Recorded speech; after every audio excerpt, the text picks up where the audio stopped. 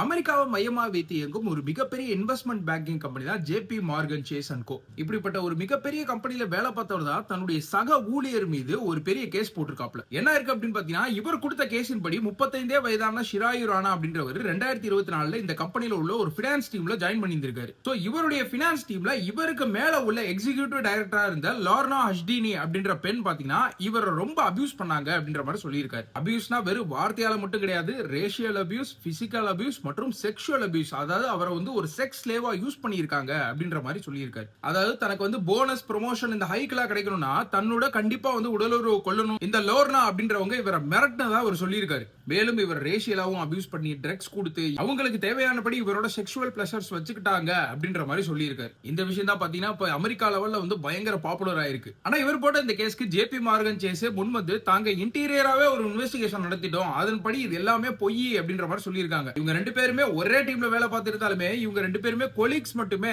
ஒவ்வொருத்தவங்களும் தனித்தனியா இன்னொருத்தவங்களுக்கு தான் ரிப்போர்ட் பண்ணாங்க அப்படின்ற மாதிரி சொல்லியிருக்காங்க. மற்றும் ராணா சொன்னதுக்கு எந்த ஒரு ஆதாரங்களும் இதுவரைக்கும் கிடைக்கல அப்படின்றதையும் அவங்க ஆட் பண்ணியிருக்காங்க. லோர்னாவை பொறுத்த வரைக்கும் நான் அந்த மாதிரிலாம் பண்ணவே இல்லை, என்ன அசிங்கப்படுத்துறது அவர் இந்த மாதிரிலாம் சொல்லிட்டு இருக்காரு அப்படின்ற மாதிரியும் சொல்லியிருக்காங்க. ஆனா அதுல ஒரு விஷயம் என்ன அப்படின்னு பாத்தீங்கன்னா, இந்த கேஸ்ல இவர் சொன்னதெல்லாம் உண்மையோ இல்ல பொய்யோ, இது ஆல்ரெடி சமூக வலைதளங்கள் ஃபுல்லா இப்போ வைரல் ஆயிருக்கு. அதன் விளைவாக நிறைய மக்கள் பாத்தீங்கன்னா ஜேபி மார்கன் கேரியர்ஸ் அப்படின்றத ட்ரெண்ட் பண்ணிட்டு இருக்காங்க. அதாவது நிறைய பேர் இந்த கம்பெனியில் சேர்றதுக்கு முயற்சி பண்ணிட்டு இருக்காங்க. கடந்த சில நாட்கள்ல மட்டுமே 4,30,000 பேர் இந்த கம்பெனியில சேர்றதுக்கு அப்ளிகேஷன் போட்டுருக்கானுங்க. இவனுங்க எல்லாருடைய எதிர்பார்ப்பு என்ன அப்படின்னு பாத்தீங்கன்னா, இவங்கள மாதிரி தனக்கு ஒரு எக்ஸிகியூட்டிவ் டைரக்டர் அமைய மாட்டாங்களா அப்படின்னு.